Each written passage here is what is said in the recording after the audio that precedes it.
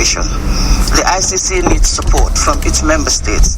This is how it was set up to work. So I say the system is no longer fit for purpose. You went before the Security Council, Madam Prosecutor. You accused them of empty promises. You accused them of inaction in the face of indiscriminate killings. And they didn't even blush. They simply thanked you for coming. That was the response that you got. Why go on with this farce? I think it is still my responsibility. That should not discourage me. The court was set up, the office was set up to do just that, to investigate and prosecute. In this particular instance, when we got a referral, and after making our own analysis that we should investigate into this situation, we have continued and have been committed to this. From the very beginning, we have continued to work on this file. We have continued to attempt to give victims a voice. I understand. Continued, and that is what we have done. But in Darfur, you have victims who have no voice. If I may just complete, what we were supposed to do, I believe, in the situation in Darfur, we have done. We have been fully committed to it, and we've been doing it from the beginning. What comfort is that to the victims? We have that you have followed procedures. What comfort is that to the victims? We have requested, as you know, we've requested for several arrest warrants. I know, but I'm looking at results, so you're looking at procedures. I'm looking at the result. It doesn't make any difference to these poor people who are suffering indiscriminate killings and abuses, whole range of abuses, that you have followed the procedures. That's no comfort to them. The results are a comfort, and the results, have you said, I think the system has let down. I think that when I referred to the UN Security Council this situation, when I spoke to the UN Security Council, it is to remind them that we have a collective responsibility, which we all must do. Not one side doing its part and the other not doing its side. But you can remind them until the cows come home and nothing changes. That is not year after year you've reminded. Of course, as time goes on, we'll have to reassess what positions and what actions we will take. It's time now to reassess. How many more people have to suffer? I think that by abandoning the case, if that is what you're implying, I don't think that is the result of what we should do. We should continue with the efforts to see how we can convince those who should support us, in this case the UN Security Council, to support the ICC, because I keep reminding that our responsibility, our part of the bargain in this case have been done. And I said it has been, and I think it has been fully done, and that is to investigate the cases and to come out with arrest warrants. The execution of those warrants is not the responsibility of the ICC. You must remember that. We were set up not to execute warrants. I understand that, but you're taking responsibility for just a tiny portion of this. That is our duty. I understand that. That is the obligation we have. Your court is defined not by its possibilities, but by its limitations. You have no police force.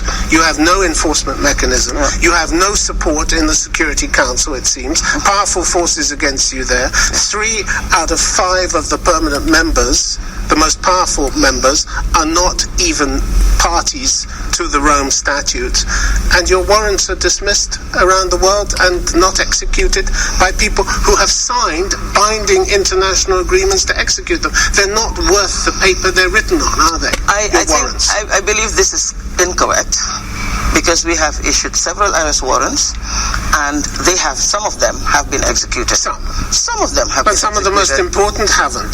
President al-Bashir of Sudan, for instance. I do not think any one warrant is more important than another, because they are charged with atrocity crimes, war crimes, crimes against humanity, and genocide. Their positions or their official capacity does not matter. Let's look at President al-Bashir. What matters is that those crimes have been committed. We've investigated. Just recently, serious crimes have been committed in Mali with respect to the destruction of property. And Niger and Mali work very closely to surrender that individual. You don't want to talk about President al-Bashir of Sudan, because he travels freely around the world despite your warrant to have him arrested. The latest place he went was South Africa. You told the South Africans to arrest him. They refused to do so. This is a huge blow to your credibility, isn't it? Huge blow. This I disagree. This is not a blow to the credibility of the ICC. Again, they simply ignored your warrants. Again, I must say that this treaty, this court is about duties and responsibilities among states parties and by the court. and by states parties themselves. Again, our responsibility is to investigate the case, request for arrest warrants, and the judges have issued those warrants. And we need to take your authority seriously, which they didn't do, did they?